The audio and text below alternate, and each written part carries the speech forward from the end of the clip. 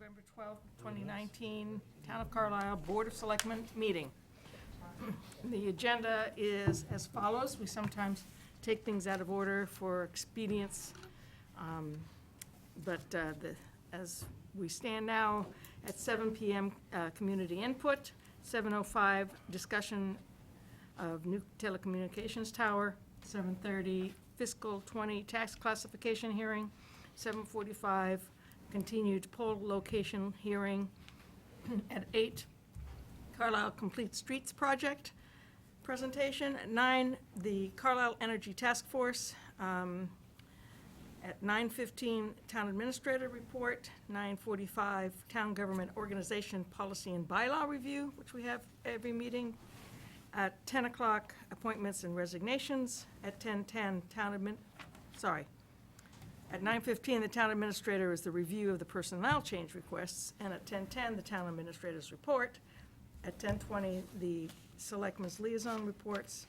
10:30 minutes, and at 10:35, we shall be adjourning to executive session for the approval of previous executive session minutes, not to return to public meeting. That's At interesting, so we have to 10:45. go into executive session to Yeah, we do. accept minutes to make them Yeah. public. That's correct. Yeah.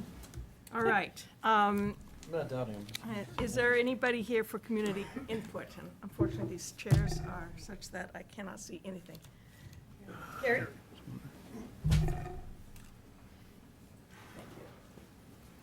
Hello, everybody. Hey, Terry. I'm Kerry Kissinger from 207 Elizabeth Ridge Road. And I made my comments down. Jen, if you'd like to distribute these, whatever, it'd be great. My comments are about the communications towers. And first, I'd like to publicly thank Gretchen and Anderegg and Larry Sorley for taking the time to speak with me and meet with me over the last year, well, month or so leading up to the last special town meeting. So my comments are about the communication tower. After many iterations to find the best coverage with the least impact on neighborhoods, the Public Safety Communication System Working Group developed a 4-tower plan.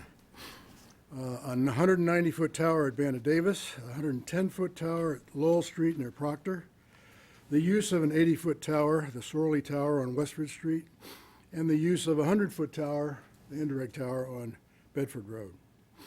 The Banda Davis and Lowell Street towers are town-owned and are on town property.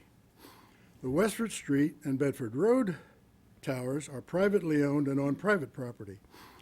Every member of the working group approved this 4-tower plan as optimal and recommended it to the town in 2017. Unlike the town-owned Lowell Street and Banda Davis towers, the Westford Street and Bedford Road towers are both owned by SBA Communications and have mostly identical terms and conditions for their use.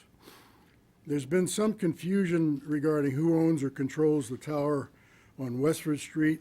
However, Larry Sorley, the landowner, wrote me on November 10th and said, and I quote, "I checked my records, and contrary to what Dave Friedman has stated, T-Mobile does not hold the ground lease. Mobility Investments acquired T-Mobile's ownership interest in the cell site and the lease in 2009, at which time the lease was assigned to T-Mobile, or from T-Mobile to Mobilite, and then T-Mobile became the subtenant of Mobilite, and as of April 2nd, 2012, Mobilite Investments was acquired by SBA Communications." So bottom line is both of these towers, the one on Bedford Road and the one on Westford Street, are owned by the same company, SBA Communications. At the Bedford Road site, the landowner, upon consulting with the fire department, wisely negotiated a term whereby public safety equipment could be co-located on her tower for $1 a year. The Westford Street tower, however, has no such contract term. And in addition, the 80-foot Westford Street tower needs to have an additional 10 feet of height added to make it satisfy the 95% coverage limit for the town that was sought. This addition to the Westford Street Tower was estimated to be, for the additional 10 feet, to be about $100,000, and this cost estimate was included in the $2,961,000 that was approved for the original plan and its contingencies to cover unforeseen circumstances back in 2017 at the town meeting. The difference in contract terms between Bedford and Westford came to light after the town had approved the plan in 2017, when we learned that SBA Communications was demanding an annual rental fee of $15,000 versus $1 a year, and a 4% escalator for the town to co-locate public safety equipment on the Westford Street Tower. The town was caught with no bargaining leverage. Tim Goddard appealed to SBA, reminding them that they were charging virtually no fees on the tower in Bedford Road, and then SBA came back and agreed to reduce their rental demands from $15,000 to $13,320 annually, and instead of a 4% escalator, a 3% escalator. So Tim negotiated a 13% discount with absolutely no leverage to do so. So attaboy, Tim. Well, this was still deemed to be unacceptable to the town, and the working group under the leadership of Dave Friedman wasted no time in seeking an alternative solution. Their quick response and thoughtful planning resulted in a revised plan that would replace the existing SBA Westford Street Tower with a town-owned tower on town property on Westford Street. This new town-built tower would cost approximately $425,000. However, the net added cost of doing this new tower was estimated to be only $220,000, since we had some cushion in the original $2.9 million that was approved. It was approved to spend the extra $220,000 at town meeting on October 7th of this year, a special town meeting, and I think it passed by about a 21-vote margin. Town meeting was never about whether the town valued the safety of our first responders. We made that loud and clear in 2017 town meeting when we approved nearly $3 million to support this need. It was, however, about whether to spend $220,000 on what was posited to be the only viable alternative to spending money with SBA. The working group and David Friedman are to be congratulated on their diligence and their hard work. Their efforts have resulted in the town having an alternative solution to the demands posed by SBA. This alternative solution has also provided the town with negotiating leverage that it didn't have prior to October 7th of this year, special town meeting vote. Besides the unanticipated costs that SBA had proposed with a $13,000 annual rental fee, the working group and the selectmen have also been concerned that a 20-year contract on the Westford Street Tower is due for renewal in 2026 and needs to be renegotiated at that time with an uncertain outcome. And this is said to be yet another reason for the town to build and own a tower and be in control of it rather than relying on an SBA tower. Yet, it also makes the case for returning to the negotiation table with SBA. So, to put that into perspective, if the town were to build a new tower as proposed on October 7th special meeting, SBA, who have the existing Sorley Tower, would regard us as a competitor, and they could stand to lose hundreds of thousands of dollars in the process in lost revenue. Now, we've been focused on this Westford Street Sorley situation versus building a new tower, but we may be missing something that's equally or even more important than that. The real Achilles heel of the plan for the communication system may not be the Westford Street Tower, but it could be SBA's advantage over the town when it comes time to renegotiate the lease on the Bedford Road Tower. We currently have no rental exposure on that tower, $1 a year. The Bedford Road Tower's 25-year contract, however, their contract comes up for renegotiation in 2029, just 9 years from now. For this renewal process, the town, once again, will be at the mercy of SBA, and will be going to them hat in hand, viewed by them as a competitor, with no bargaining leverage and no alternative solution. Will they demand $15,000 a year and a 4% escalator for their use of the tower on Bedford Road? They're required by statute to allow us to co-locate our stuff on their tower. They have to let us do it, but we would have absolutely no power to make them do so for $1 a year. They will be able to charge anything they like. Will we then ask the town for another $425,000 to build yet another town-owned tower somewhere off Bedford Road? So you see, building a new town-owned tower on Westford Street will not place the town in control of its destiny, since SBA will remain the private firm calling the shots at Bedford Road. That could make or break our system's successful continuance. We need all 4 towers where we don't have a system.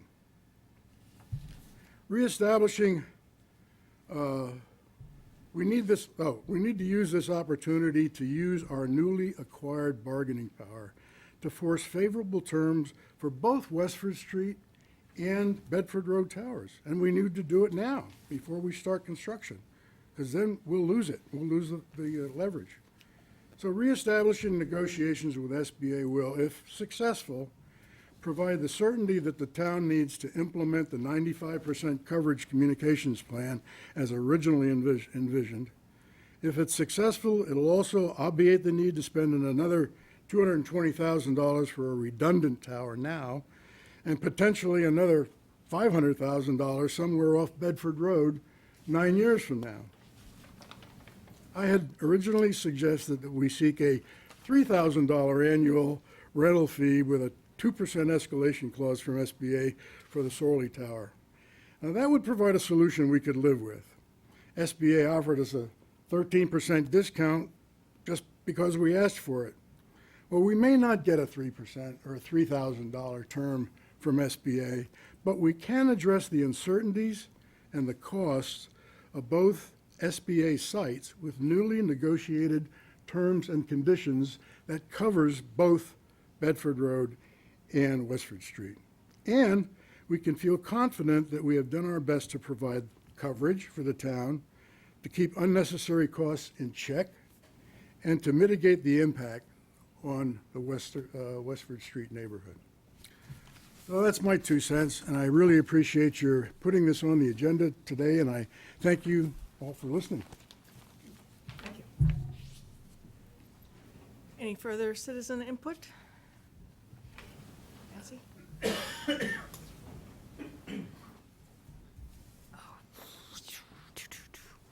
Can you hear me? Oh. That doesn't. It doesn't do anything? broadcast on the TV. Oh, okay, It's your television audience that can hear you. So somebody at home probably just said yes. okay. Usually I can't hear the selectmen one, but anyway, that's another question. Okay, I'm Nancy Pierce. I live at 1152 Westford Street. I injured my hand this weekend, and I was not able to write a letter.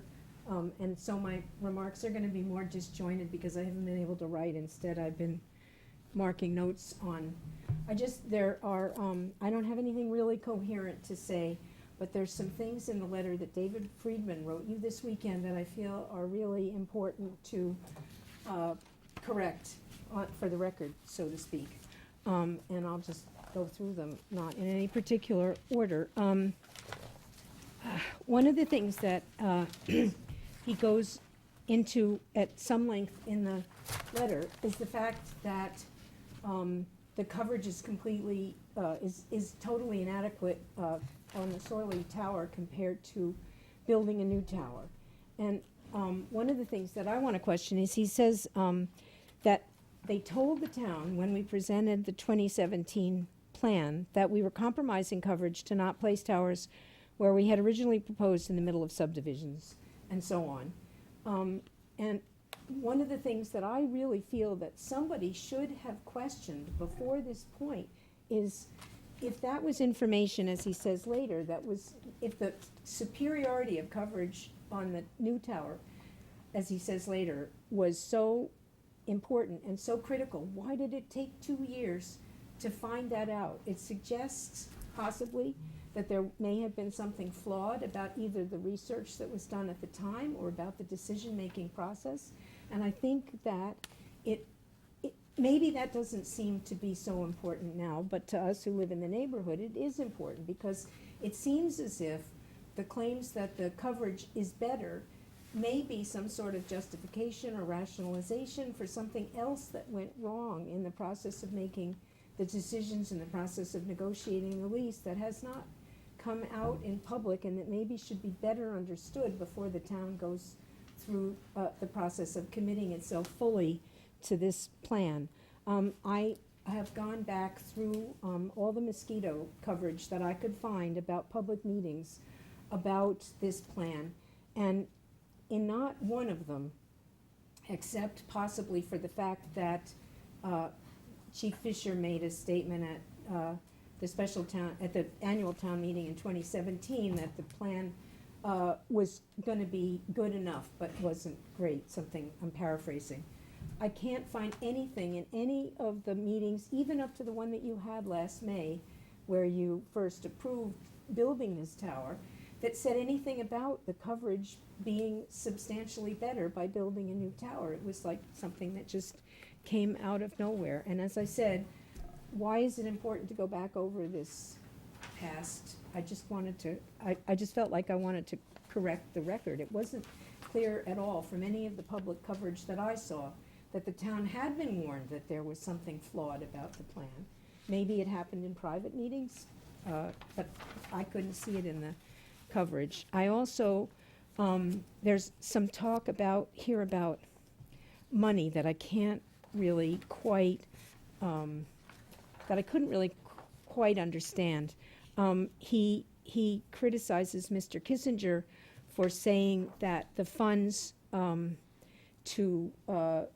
I think, to build the Sorley, to co-locate on the Sorley Tower, have already been approved, as if they hadn't been, but there was a budget summary that Mr. Friedman submitted to the FinCom in August that it specifies $179,000 that had supposedly been included in the original appropriation. So, and I think the point about that is that it does not require a new appropriation to equip the Sorley Tower, as I think he's implying. I'm not really quite sure. I couldn't really understand it. Another point that I want to make is about the decisions that what he says about the special town meeting decision. He implies that the special town meeting decision mandates that the selectmen must build the new tower and must not spend any more time reconsidering negotiations. In fact, at one point he says, I can't find it now, he says that he calls it a technicality that the town meeting vote in 2017 authorized leasing at 1022, and he basically says the selectmen should not ignore the subsequent vote in October 2019 to abandon the 1022 site and appropriate funds for the tower at 1110 Westford. I looked through Article 5 pretty carefully, and I did not see anything there that says that the selectmen should abandon the thought of leasing. In fact, it talks about how the equipment may be located on an existing tower. Furthermore, Article 21 at this year's annual town meeting authorizes the selectmen to lease at the Bedford Road site and at the Westford Street site, although the addresses are somewhat confused. And as far as I can tell, that article passed. So you do have the authority to decide to lease should you, it's true that there was public sentiment expressed that you should build the new tower. And I'm not arguing that that's not true. I'm just saying that it's also not true that you don't have the authority to lease.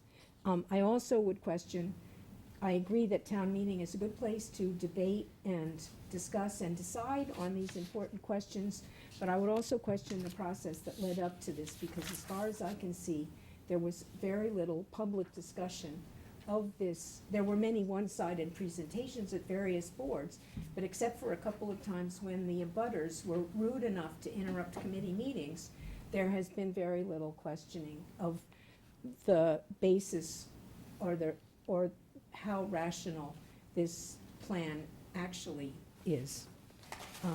Thank you for listening. Is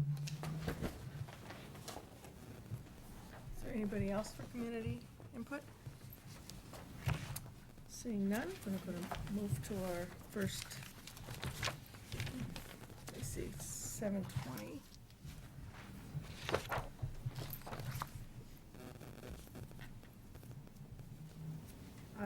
Our first discussion item is the new telecommunications tower on Westford Street. We've received some letters, some presentations, and I think they merit a response. I was in touch with town council, and I was informed that the town is not permitted to negotiate a lease for a price that exceeds $35,000 in total without following a procurement process described in Mass General Laws, Chapter 30B, Section 16. And the town did not undertake this procurement process because we didn't expect we were going to have something over $35,000 in total. So that if we were to try to do anything about leasing, it wouldn't be a simple negotiation. We have a whole process that we would have to embark on, which I don't think is something that I would like to do, given the fact How that exactly would that work? I'm not, so, Because you can't go out for bid if there's only one, you know what I mean?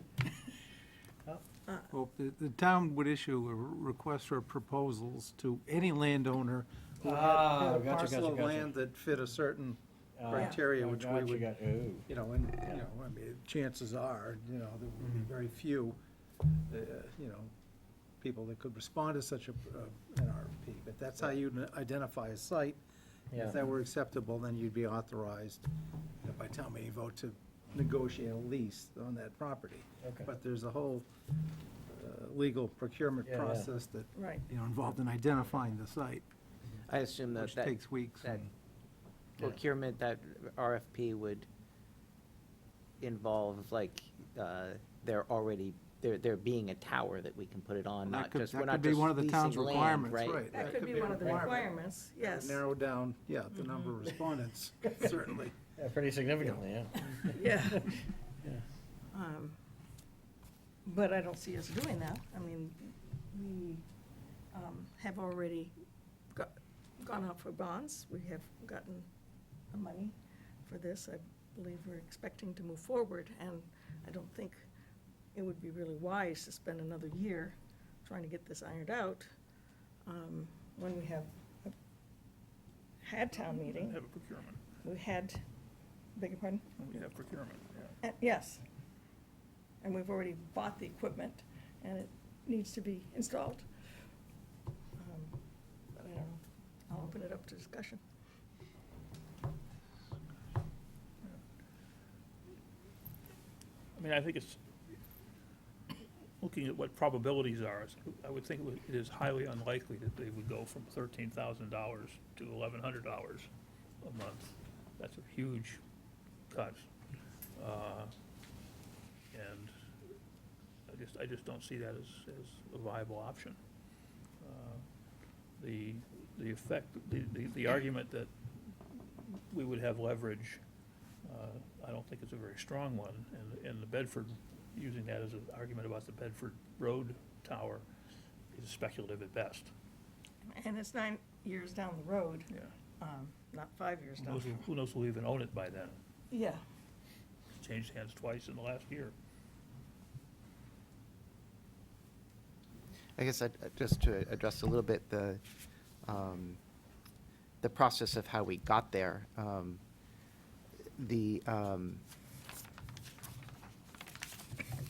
The committee did look at a lot of different locations, focusing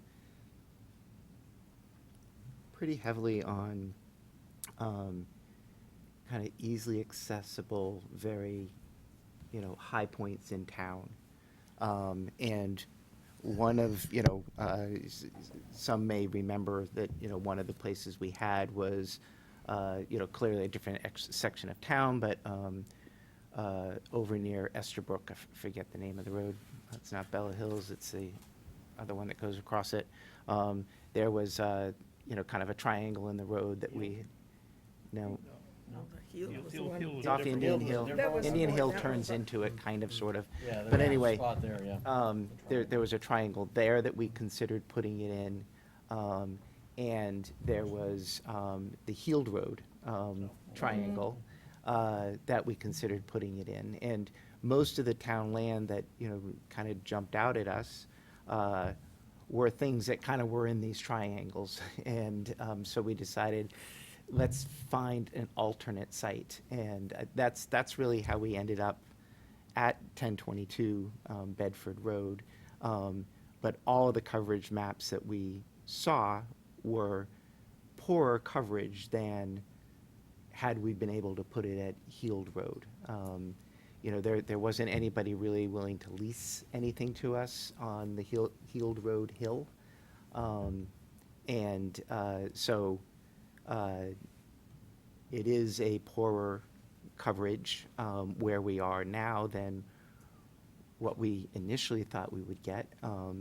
And this road, this site is clearly giving us better coverage than what we had compromised with in going with the tower on Bedford Road, the existing tower on Bedford Road. I do believe that at town meeting, there was shown the slides of the coverage, and there was a difference in coverage, and the new one was better coverage, and I think it was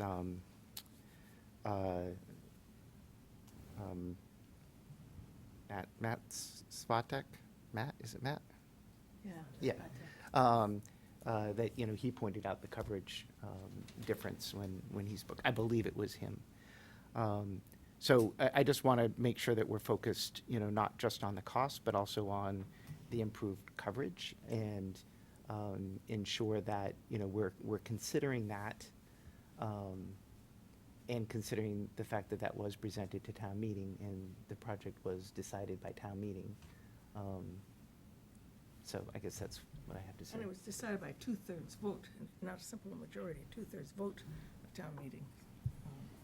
So, Yeah, I mean, supermajority. and I think the unfortunate thing is if, the lease had just continued as it was, we wouldn't even be in this situation, Yeah, right? right.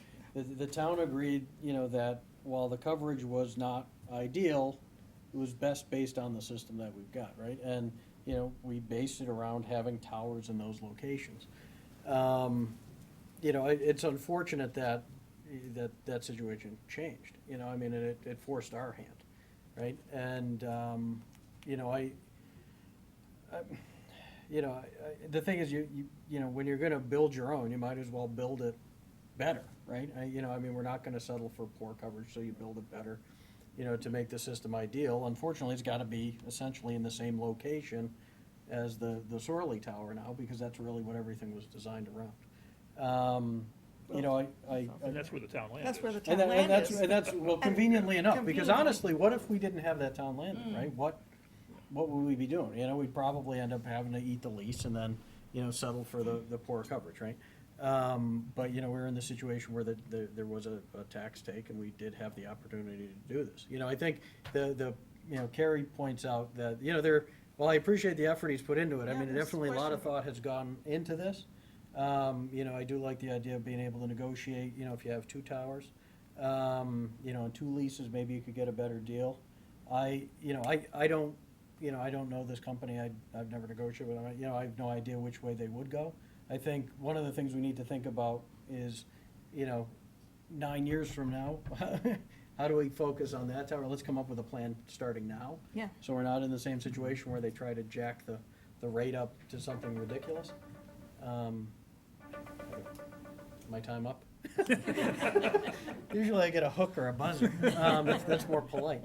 But it's unfortunate that we're in the situation we are now, I think that this is ultimately the best situation, or the best solution for the situation. It's unfortunate, but I think it's kind of what, where we are, unless we want to start over, which I don't think, too much Yeah, involved. No, I Yeah. don't think we want We to start can't, over.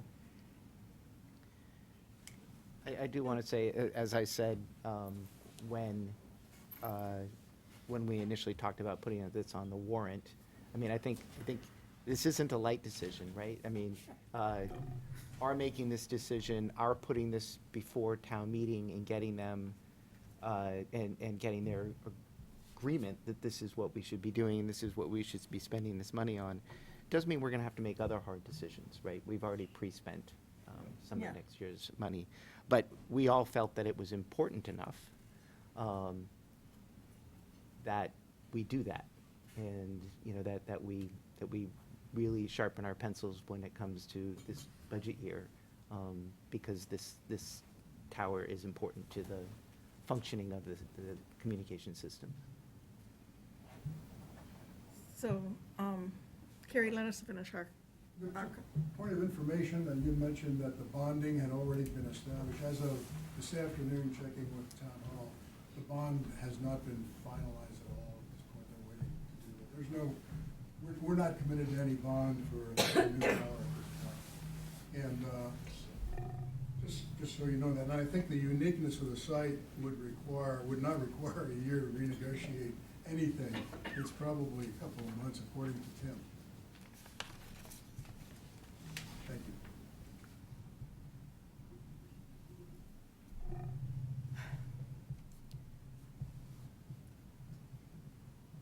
do we want to revisit this project?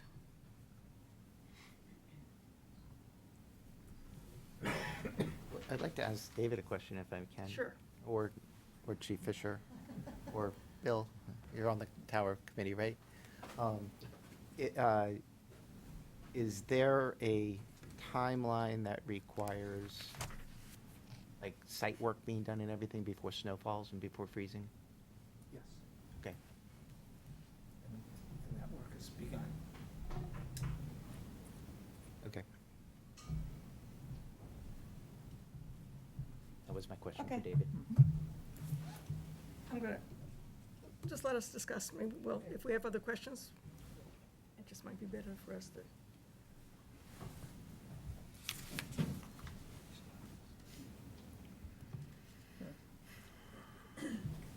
Tim, do you have anything to add to this? Well, just to be clear, the purpose of the finance director being here tonight is It's just to authorize the warrant. to ask the board to authorize the debt later this evening. That's right, I mean, So so, I mean, we're ready, I We mean, went to market last week, and Yeah. we have a debt authorization for the board to approve tonight. right, So that's the next step.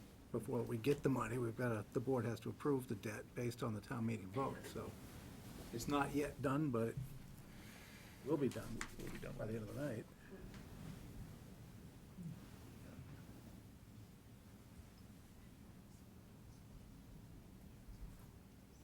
We need a motion? I think we need a motion. Is this something we move? Well, I think we have a question on the table, is whether we revisit this warrant article or not. Mm-hmm. And I think it should be a definite decision, so that it's very clear. Okay. May I say something? Go ahead. So, if you want to look at this in terms of, I won't bother with correcting some of the things that were said before. I can reassure you about the differences between the Bedford Road Tower and the 1022 Westford in terms of being concerned about what will happen in 9 years.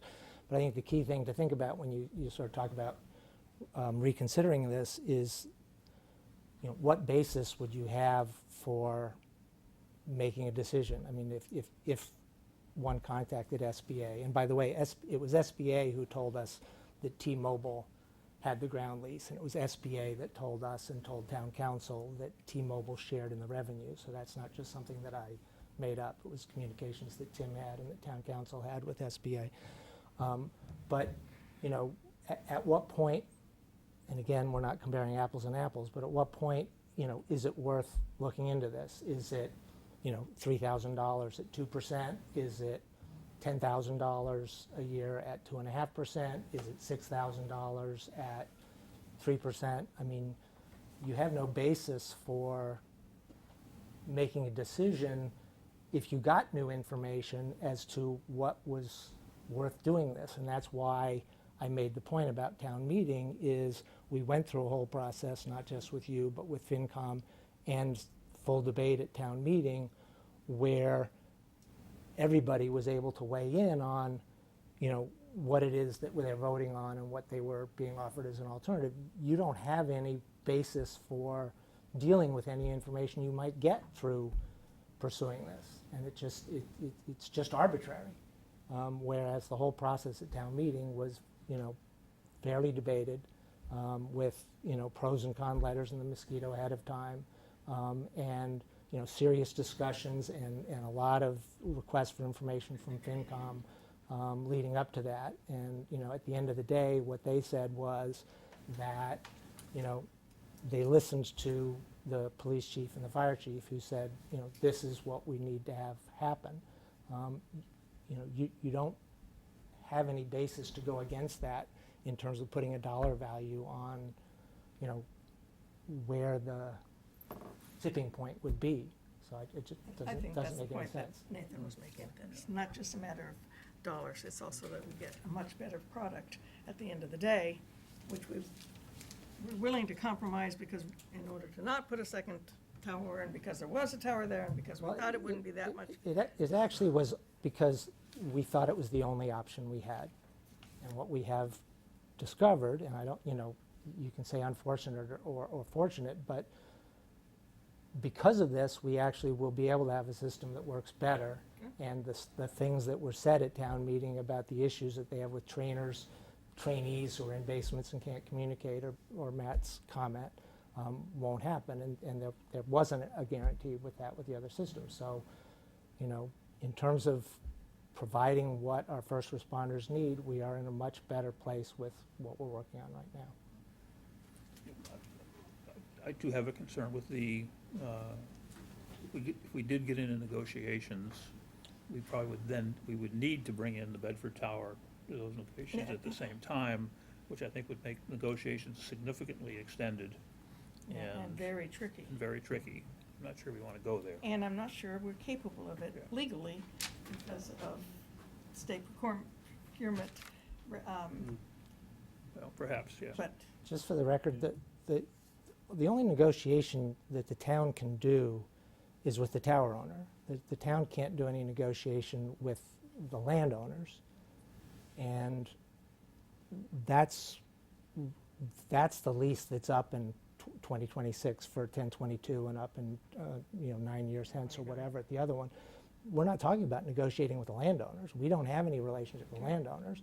we And understand that. there's nothing that SBA can guarantee us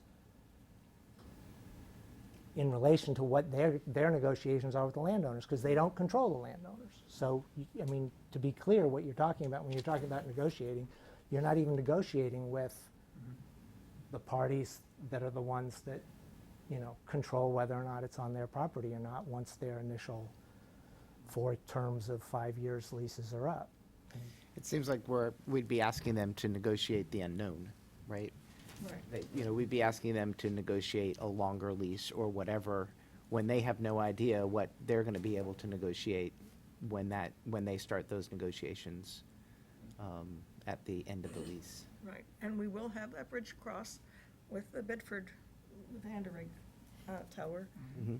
And I agree with Luke that we should get on it now, ASAP, not, you know, give ourselves enough lead time to get that done and. Yeah, I'm not even maybe sure more. that what we can negotiate, that was my point, right? Well, what we might- Because they don't know whether or not the landowner is gonna renew the lease, or what Right, those well, terms that's- would be, yeah. or whatever. Right, So that's I think another that thing, that's, Well, we could be it's a looking problem for another piece of day. land, for instance, and being, Right. having something in our back pocket, a Plan B or whatever. Mhm. There are big differences between the two. At the Bedford Road Tower, we are well below all of the leased spaces for carriers. And none of the carriers want to be at the level we're at. Whereas at 1022, we would have been at the top spot, and that's the one that would be, and it's as high as it can go. And so they're extremely different in terms, you know, it's not, again, they're not apples and apples. Yeah. There's much less concern there. And because there are 4 or 5 tenants at Bedford Road, it behooves SBA to maintain that tower, whereas their income at the other one is minimal because there's only 1 tenant. So you know, there's much less concern about the Bedford Road tower than there is at the Westward.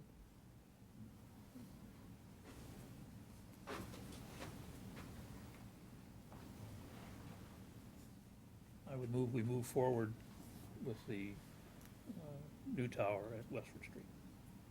There a second to that motion? Second. Second. Any further discussion? All those in favor? Aye. Motion carries. So, thank you, Carrie. Thank you. Thank you all. And we wish there were alternatives. We wish but- there were alternatives, but. Okay. We have 5, the tax classification hearing going to be, Going to be continued to November 26th, so I'd open the hearing and ask the board to continue with to Tuesday, November 26th at 7:30 PM. okay. Can I have that motion, please? I think you just open it, right? What's that? You could open the, yeah, I open think you Oh, just you open it. want me Keith. to open it? Yeah. But I have to read something, though, in order to open it. the legal notices. Okay, in accordance with the provisions of Mass General Laws, Chapter 40, Section 56, the Board of Selectmen will hold a public hearing on Tuesday, November 12th, 2019, at 7:30 PM in the Town Hall, Clark Room, 66 Westford Street, Carlisle, Mass. 01741. Said hearing will be held to determine the percentages of the local tax levy to be borne by each class of real and personal property for the fiscal year 2020. The Board of Assessors will be present at the hearing to provide all information and data relevant to making such determination and the fiscal effect of the available alternatives. And because of that hearing, I now declare that hearing to be open, and I am going to continue that meeting. Entertain a motion to I will entertain a motion to continue the meeting to 7:30 on November 26th. So moved. Second? November 26th. Isn't it? I thought we weren't gonna have, Oh, Yeah, is that the one that's canceled? yeah. No, No, no. Okay. no. but 2 days before Oh, Thanksgiving. it's the Christmas one. Christmas one. No, we are gonna have, Cancel Christmas Eve. oh, Yeah. my. All right, so I have a motion to continue. I And I'll think I second. heard a second. Okay, all those in favor? Aye. Brown? Could you just give me Is the it roll- date for is that it roll- again? Is it the 26th? 26th of Correct. November. Roll call At vote. 7:30. I don't think so. No, it's not doesn't have to be a roll call vote. All right, 7:45, it's almost 7:45. Do we have somebody here for the Curve Street poll location? Oh, yay. Have a seat, please. See? Yes. You'll have to. Okay, we have to wait 2 minutes. Till 7:45. I don't see anything in here that we can do in 2 minutes. It's not even 2 minutes. We can set that clock to be correct. Maybe we can do that. Just set it to It's not, it's not, 7:45. it's not far off. It's off by a minute. Yeah, it's off by a Yeah. minute. 7:44.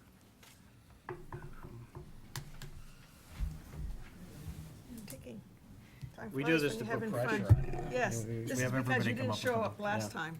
It's a little intimidation thing that we do.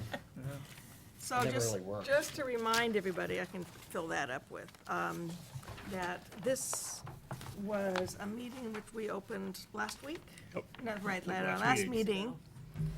And it's concerning the joint petition of Verizon New England, Inc. and Eversource Energy and Star Electrical to locate poles, wires, cables, and fixtures, including the necessary anchors, guys, and other such sustaining and protecting fixtures to be owned and used in common by the petitioners along and across the following public way, Curve Street. They want to place one jointly owned pole numbered T.37S/E.37S on the westerly side of Curve Street at a point approximately 460 feet southerly from the center line of Fifth Street. And it is now 7:45, and we can entertain a presentation, if you'd like to give us one. Reopen the meeting? Beg your pardon? Do you want to just first reopen the meeting? Reopen the hearing? Yeah.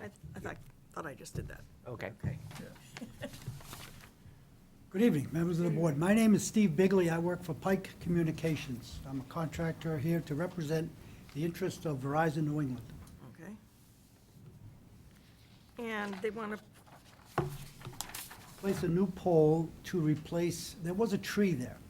The tree was damaged in a storm, I believe. There was a guy wire that held up the pole line. Once the tree came down, the pole line now is threatened to lean back into the woods.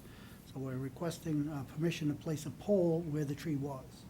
So you were connected to the tree before? oh, I see, the guy wire is, the pole is not like a telephone pole. It's a new pole to It is a telephone pole, but it has one stabilize- function, to hold but the pole line up. To stabilize yeah. the other pole. Exactly. Ah, okay. I was Okay. wondering why you're putting another pole across the street.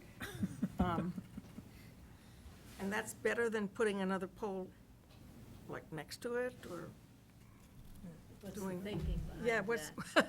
I mean, because they're gonna have a big wire across the road, Yeah, right? yeah, and because of the curve in the street, that will naturally pull, the weight of the wires will pull those poles back into the wood, so we need something across to hold it up. Ah, okay, so it's really just a matter of physics and, It's not a matter of putting another. Absolutely, it's a matter of replacing an physics, existing yeah, pole, yeah. right. Anybody have any questions, other than mine inane ones? No, other than, yeah, so there's gonna be something going across the street now, right? Yeah. But, There will be an So how- attachment how wire high is both it? from telecom and a power. okay, and how high is it? Minimum 18 feet. Yeah, so it's high enough where anything in Carlisle. Yeah. Yeah. I'm sorry, so there's going to be power and Just a wire. There will just a be, cable? just a cable, yes, it's To called a hold guy up the wire, other one. a 10M strand just to support it. Okay. And is the power just going across to feed that one house? Is No, that- no, It's there will gonna be be- no feed going across No. there, just support cables. So it's just, What? it's Wait a just second, so then a why is there support power? cable. There's no power. Oh, there is no power? Yeah. I thought you just said there was power. Well, power will attach at their connection on Yeah. the main pole, which is pole 37, Across the street. and they will run a wire across the street, not carrying power, Oh, just. gotcha, okay. Yeah. I thought you were saying that power was going across the I street. think he's saying power company will do it. Power not- company, gotcha, Power. gotcha. Yeah, Yeah, okay. good. And for the There was a wi- clarification, Excuse me, there was a wire there before. yes, there was but attached just to the tree, yes. Okay. All right, Okay. that's what happens when you attach things to trees. They, first of all, they grow and then they fall. Yeah. And we can't wait for a new tree to grow. No? Okay. Um, Are there any neighbors here who want to? Neighbors, anybody else?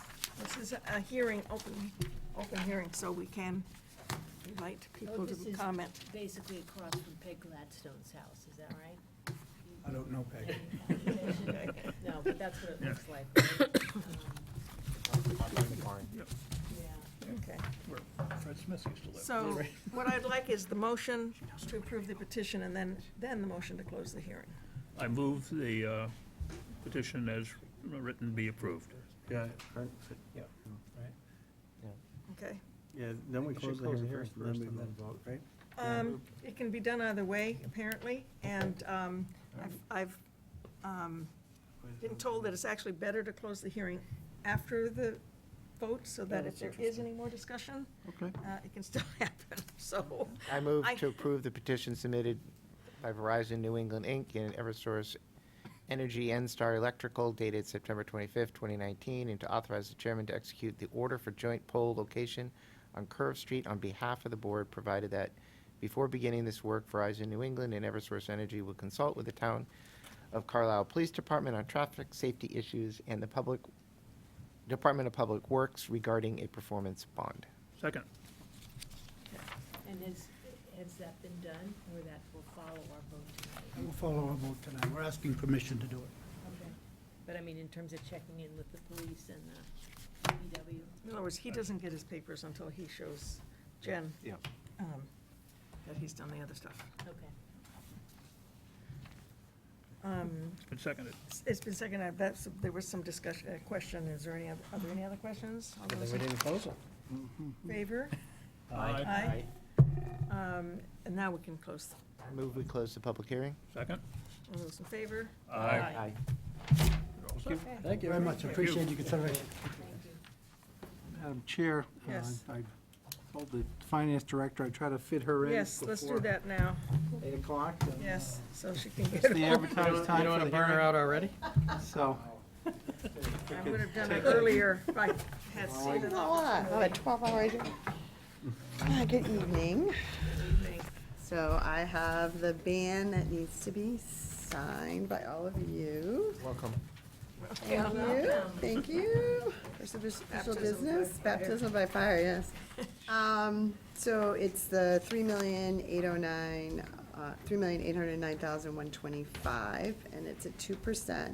And it includes renewal of communications ban, fire truck and land acquisition, and new authorization you did in April for the 220 additional communications, DPW truck, wood chipper, and the building rehab. So that's what combines the total amount. Which building we have? $48,000 worth. 157,500. Is that the trail? No, That's how they do it, is building rehab. It it's not the DPW, I think it, was 42919, Article 15. okay, so it's the, I don't have the warrant in front of DPW me. septic is one, the correct? DPW septic, and there was one other thing in there, but Are we doing No. the septic? Yeah. yes, in the spring we It have was It to. was Article 15 of your April Okay, town meeting. well, it was a couple of items. Okay, a couple together. So that's what we have here. So I have the blue, I have, each of the selectmen have to sign where the blue is. Is there the motion that the magic words that the board has to say? There's the vote after for all the things that the clerk has to certify, that you need to vote, and if you want to vote as stated, who is the clerk? Okay. So I don't know if you want to do I that saw first, that. that you voted to, Okay. you can either read each one, or you can vote it as stated, meaning of it, however. And am I doing wish this to as do a it. motion? Yes, I believe that, we move to says- vote, I don't think I've done this before. Let's see, so. it's 4 copies. So I'm, If you'd have to, I, if the you, clerk of the right, Board of Selectmen. you're certifying Okay. that you.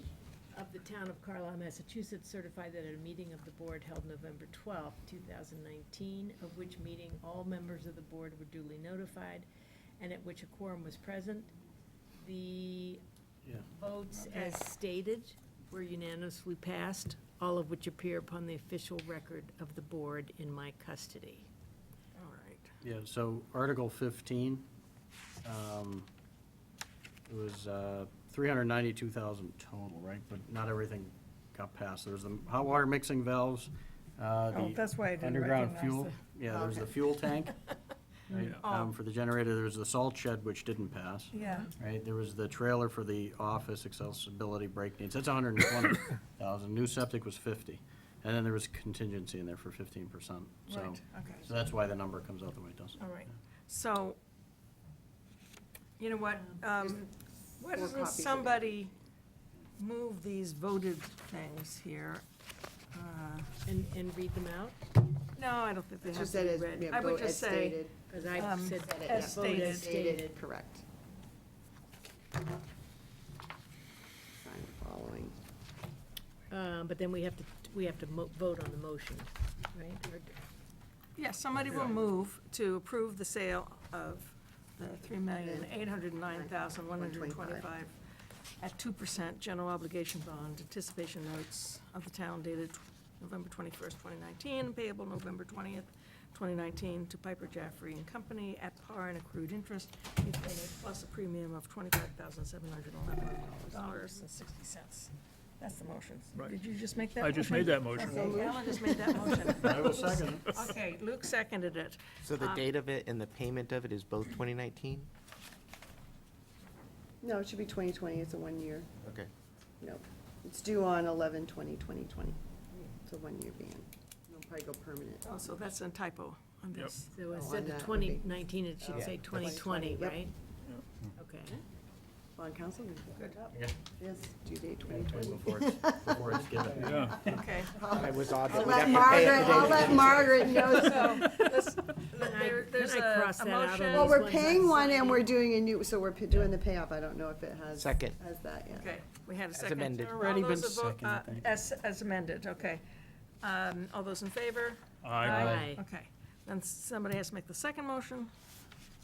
Further voted that in connection with the marketing and sale of the notes, the preparation and distribution of a notice of sale and preliminary official statement dated October 29th, 2019, and a final official statement dated November 5th, 2019, each in such form as may be approved by the town treasurer, being hereby are ratified, confirmed, approved, and adopted. Okay, here again, actually, Kim, is that, should that have been November 5th, 2020? Connection to the market, the preparation Dated. sales dated October. Final official statement? No, the official statement is, actually, it's dated November 5th. November. Okay, so that's okay. That's Official okay. statement, because That's all that's a right. current official statement that you'll have here to sign along All with right. it. Is there a second to that motion? Second. And discussion, all those in favor? Aye. And we have a Want me to third. read the Yeah, next go one? ahead. Okay. Further voted that the town treasurer and the board of selectmen, or I move that the town treasurer and the board of selectmen be and hereby are authorized to execute and deliver a significant events disclosure undertaking in compliance with SEC Rule 15C 2-12 in such form as may be approved by bond counsel to the town, which undertaking shall be incorporated by reference in the notes for the benefit of the holders of the notes from time to time. Second? I have a question. You know what you just read? Not a clue. Not a clue. Good, let's all vote on it. I was just thinking, great, I'm gonna sign it, So and you're, Yeah, you can even you get. give me authorization to do all this for you and sign it and put Okay. yourself Okay. back into debt. Yes, thank you. All those, that was moved Moved and and seconded. seconded. Seconded. All those in favor? Aye. Aye. Okay, we'll get two more. I move that we authorize and direct the town treasurer to establish post-issuance federal tax compliance procedures and continuing disclosure procedures in such forms as the town treasurer and bond counsel deem sufficient, or if such procedures are currently in place, to review and update said procedures in order to monitor and maintain the tax exempt status of the notes and to comply with the relevant securities laws. That I understood. We gotta do, 8306G. That was That's the all motion. prepared and to sign and. I need a second. Second. All those in favor? Aye. Last but not least, I move that each member of the Board of Selectmen, the town clerk, and the town treasurer be and hereby are authorized to take any and all actions and execute and deliver such certificates, receipts, or other documents as may be determined by them, or any of them, to be necessary or convenient to carry into effect the provisions of the foregoing votes. Second. discussion, all those in favor? Aye.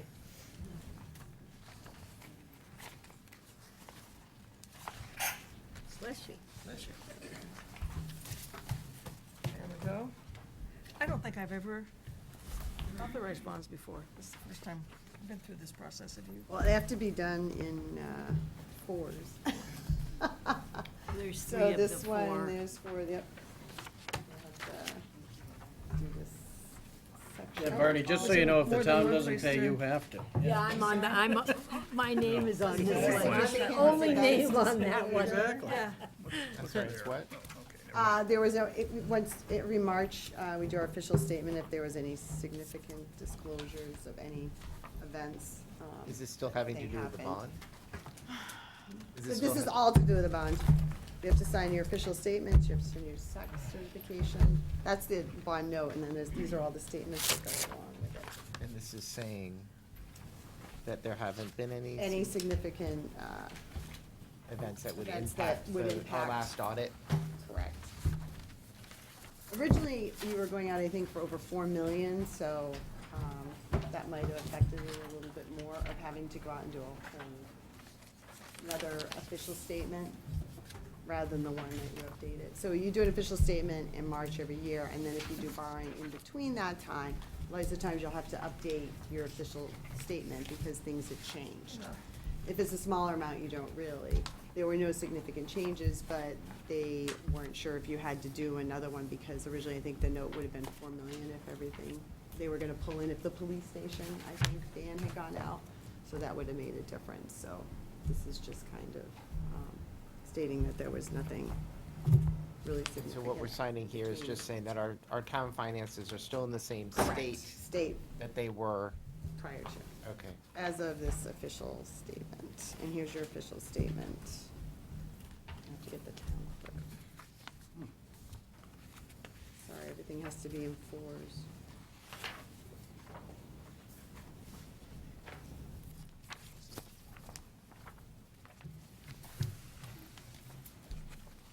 The official statement. Sorry, I took it. It's okay, I took it from Jen. Now I've got her. In here, oh, there's 2 places to sign. There's, You're on your there's third. 4 in, there should be Oh, 4, everything should be in. There are 4 I copies, drew but for you're signing everything, yeah. once. You're signing once, yes. I see there's, I'm sorry, this is saying what? I see, okay. That's your official statement. But probably should gonna need that first. This one is only you signing here. No, that's you. Nope. This You're is signing me? that as well. Oh, I am. All Yep. 5 of us, Oh, yeah. okay, Yep. all right. I'm sorry, because I haven't had a chance to read this. What are we saying? Yeah, those are nice. That's your official statement, the one Right. you have in front of you. So that's, Significant events, okay. Oh, my God. it brings in all, it shows what your undesignated fund balances are. It basically is your statement of your, the banks will want it to look at it to see, show our condition. So you can show like growth, there's a whole list of questions when you do your official statement, and that's what that one is. That's the actual official statement. We do it every March, we'll do another one in March. Basically, the status of the town. That's how they do your bond rating and Kind of a all crazy. that. Kind of a presentation.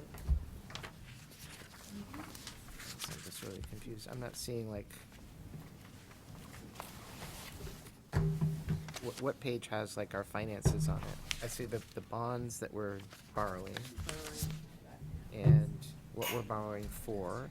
Stop doing that, Jen. We will get a full, hard copy of the official statement, coming after the note. I know Margaret said that.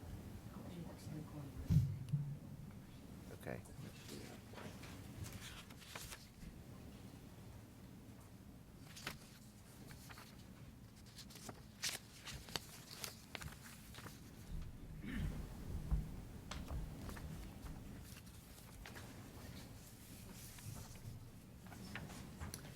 So you want me to sign over here where it says town clerk? No, Not no, there. because you're not the town clerk. Oh, town clerk. No, Sorry, town sorry, clerk. sorry. Certain Sorry, sorry. documents have to be, yeah, only sign where there's blue. Yeah, There's yeah, a yeah, couple sorry. that need the actual seal. I'm glad you asked. Yeah. Yeah, me too. Don't sign where it's orange, that's where the town clerk, there's a couple of documents that actually officially need the town seal on them, which that one is one of them.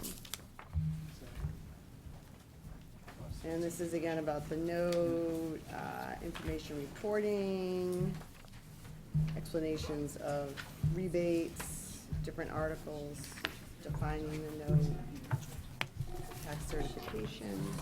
There's 4 of these.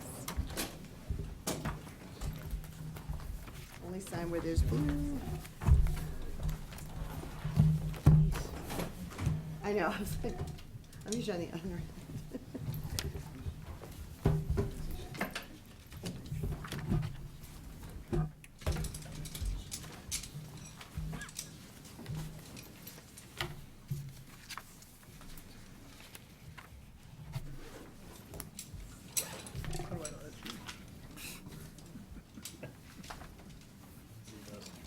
You know, the funny thing is at work, they, you got the signature sheet at work. I'm not authorized to spend any money, but I have a signature sheet, you know? Great.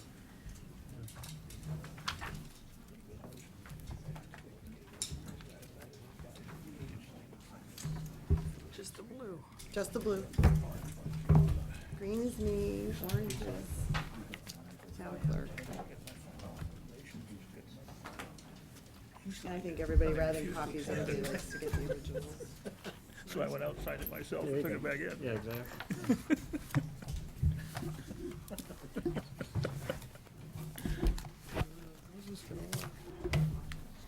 Yeah, because this is probably the one that they actually care about, Yeah. it's the one that they compare.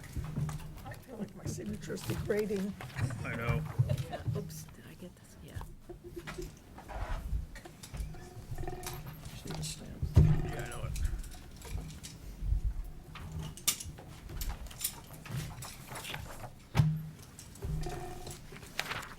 Okay, so, read all this, you okaying it. Well, actually, it's good that spending $3 million takes this amount of work. Should be difficult. It shouldn't be, Yeah. it's supposed to be difficult, yeah.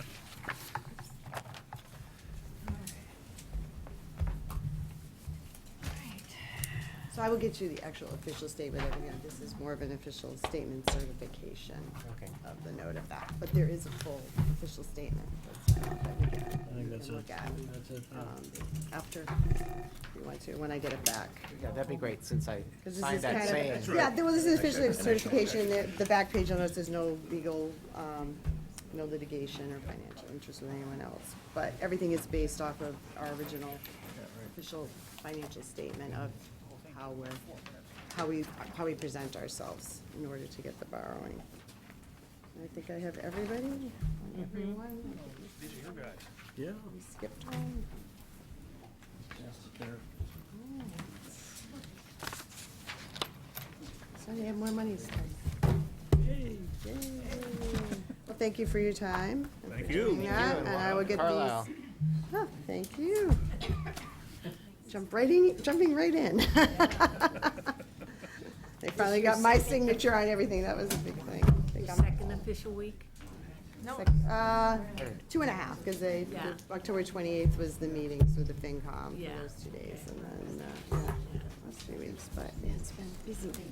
So thank you very much. Thanks. Thank you.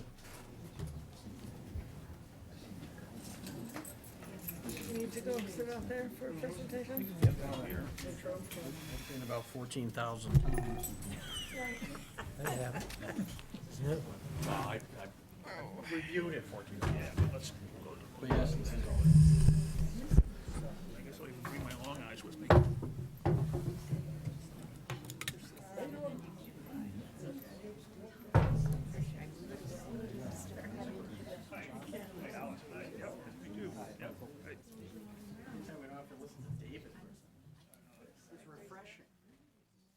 I'm gonna talk. Oh, I'm sure you will. You wouldn't go.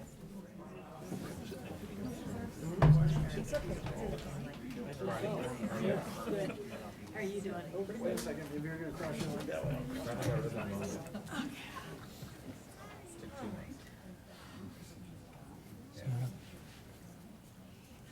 So we can start? Sorry? So we can start? Yes, please I do. have to say, Sorry. Barney has a much better nameplate than all of us. Yeah, how did that happen? So Luke, do you want to call the, Oh, yeah, I'll call the meeting of the Carlisle traffic and pedestrian? Traffic and Pedestrian Safety Committee to order at 8:08. Thank you. So, so I'm the vice chair of that committee, and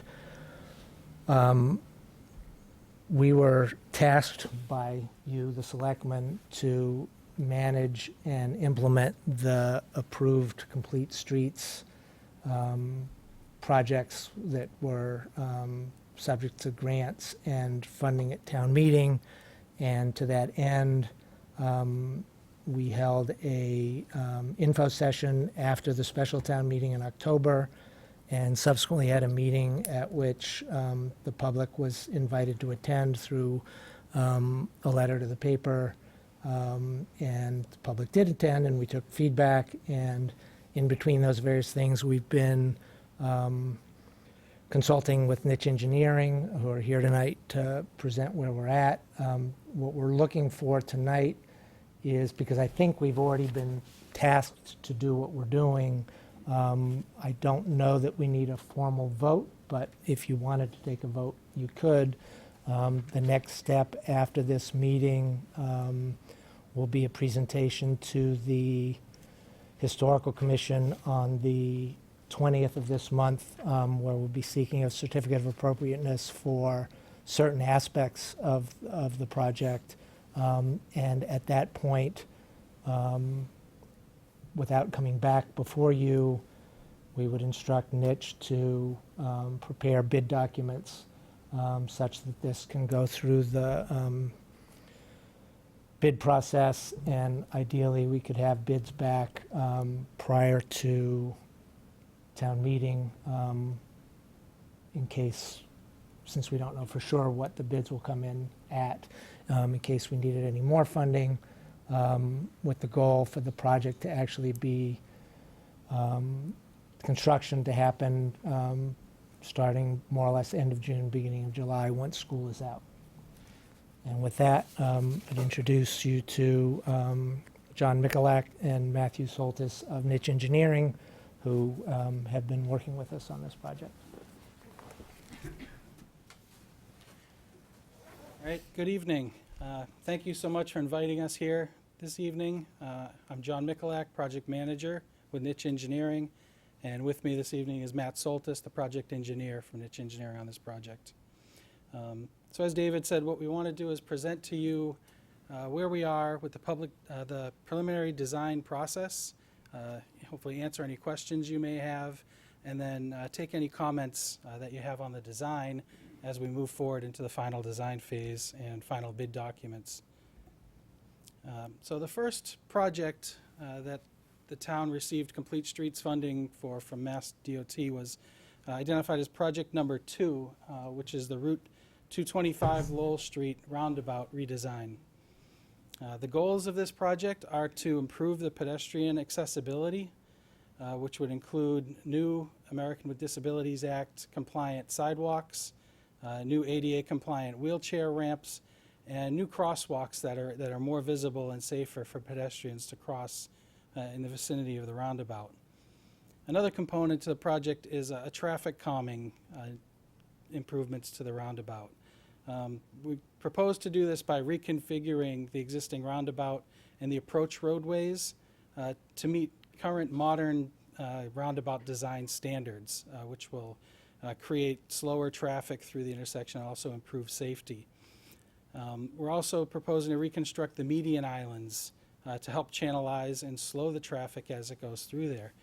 I do want to note that we're not creating any impediments. We're not changing the capacity of the roundabout, so we're not creating any traffic congestion problems. We're just trying to get the traffic to function more orderly, slower, people yielding to the vehicles in the roundabout the way that they're supposed to and the way that the roundabout is supposed to work. The third element that we're looking at is landscaping and site features. We are proposing to retain all of the historic features within the roundabout. Also, we've been asked to retain all of the landscaping within the center of that roundabout. But there may be some opportunities in some green areas around the project where we'll be adding some green space, and we could look into landscaping if that's desired. So to go over the properties of a new modern roundabout, we're designing this based on the Federal Highways Manual of Uniform Traffic Control Devices. These safety improvements will include new signage directing vehicles how to operate the roundabout, new striping, which will help to channelize the traffic around and through the roundabout, new crosswalks. We're proposing a continental style crosswalks. We'll show you a picture of that later on, but that's supposed to be more visible to vehicles and provide additional safety to people crossing in the crosswalks. As I mentioned, there's a traffic calming component to this by modifying some of the geometry of the approach roadways into the roundabout, as well as creating safer pedestrian crossings, and the islands can create pedestrian refuge areas which helps shorten the crosswalks, which also increases the safety of the pedestrians as they're crossing the roadway.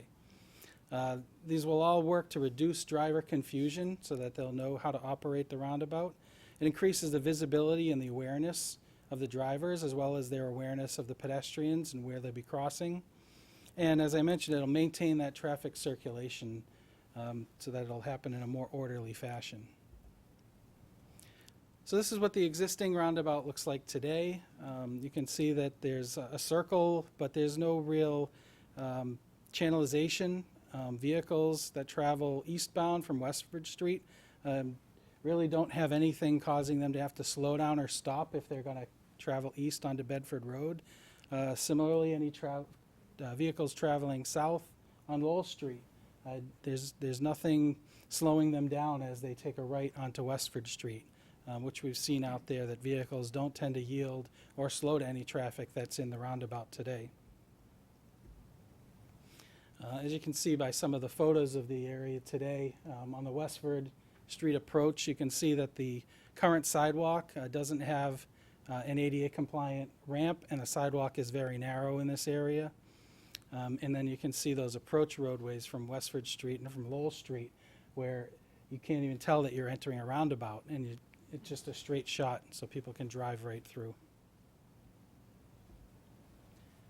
So these are the plans that we've developed the preliminary design phase to show the various improvements that we're proposing. We've also got some on the boards here if you wanted to take a closer look after we're done with our presentation.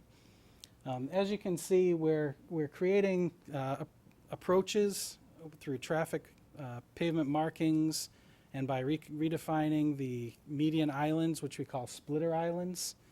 We're also able to produce some additional green space. You can see by channelizing the traffic, bumping out the curb a little bit, we're creating a green buffer between the curb and the sidewalks. You can see in black the new sidewalks we're proposing, continuing from Westford Street to Lowell Street, also from Lowell Street along the north side of Bedford Road, and then connecting from the library driveway across through the roundabout down to Westford Street. These are the continental style crosswalks, which are vertical bars, which are lined up parallel to the roadway. They're very visible to traffic. The crosswalks themselves actually are shorter. As you're crossing the roadways, you're only crossing traffic that's approaching from one direction before you hit the splitter island, which is the refuge area. So you have to look in one direction and you cross one lane of traffic. Then when you're in the median, then you look to the right, and then you can cross the other path of travel. So this creates shorter. For two of the three. Goes through the splitter island, correct, and the one on Bedford Road, there is a splitter island, but we didn't extend the nose of that splitter island because then it would have prohibited turns into the library. But you still do get the benefit of that splitter island being to the left of that crosswalk. Can I ask you a question? Why don't you just prohibit, there's the rotary. If people want to get in the library, they can go around the rotary and turn right into the library. Why not prohibit it? We did discuss that. So these are options that we can still further discuss. I mean, like, as I said, these are preliminary plans. We've met with the committee a few times. We've gone through several options, and that was one of the things that was brought up, whether or not we should allow vehicles to take that left turn into the library, which currently we are. And by doing that, we're moving the crosswalk from the right side of the library driveway closer to the roundabout. So moving that crosswalk closer to the roundabout puts it closer to where cars are expected to be traveling slower. As cars enter the roundabout and as they exit the roundabout, they haven't started accelerating as much as if once they are getting onto the straight roadway section. So that's one reason why we would propose to move those crossings closer to the roundabout, because cars are expected to be driving slower. We did also propose a crosswalk across the library driveway, because we realized that the children walking to school will come up on the right side of the library driveway. And now we're providing them with a visible crosswalk so that they can cross over to the sidewalk. And we're actually providing a wider ramp there. We're providing an 8-foot wide sidewalk and a ramp to create a space where children can gather as they're waiting to cross the road. So the crossing guard can wait until the children have gathered in that location and then assist the children crossing at that crosswalk to cross across Bedford Road. So that was the logic behind moving the crosswalk to the left, and now we don't have that conflict of left-turning vehicles with that crosswalk, so